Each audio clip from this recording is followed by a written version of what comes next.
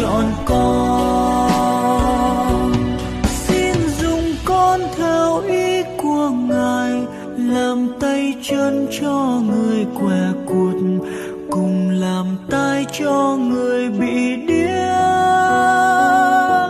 Xin dùng con theo ý của Ngài, làm đôi mắt cho người bị mù, làm tiếng kêu cho người bị oan.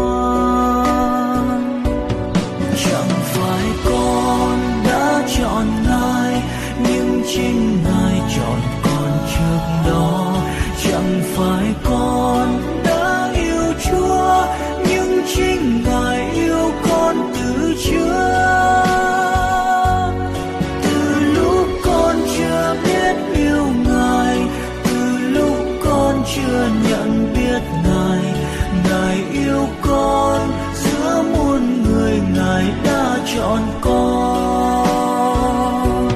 Xin gửi con đi tới mọi miền, để đem cơm cho người nghèo hèn, và tặng nước cho người còn khát. Xin gửi con vào khắp muôn nhà, tặng thuốc thang cho người bệnh tật, tặng chiếu chăn cho người lạnh co. Chẳng phải con đã chọn Ngài, nhưng chính Ngài chọn con trước đó.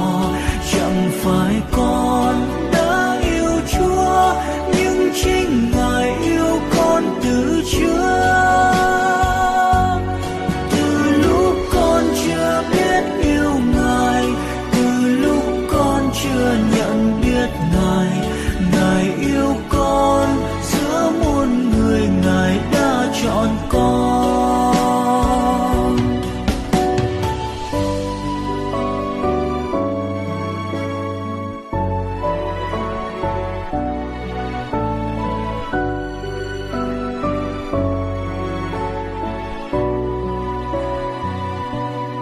Xin gửi con ra khắp nẻo đường, bàn tay nâng ánh đèn dọi đường, tỏa lửa ấm cho người lạnh giá.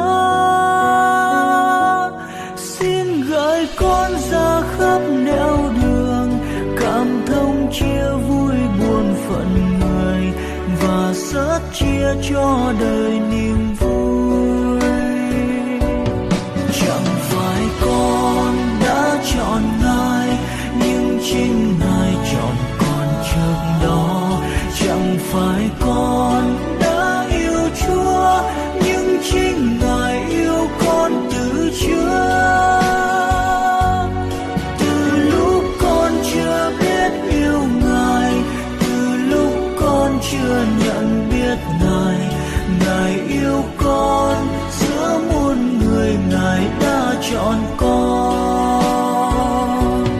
Xin gửi con vào khắp thôn làng, ủi an trao cho người khổ sầu, gợi lòng tin cho người buồn chán. Xin gửi con vào khắp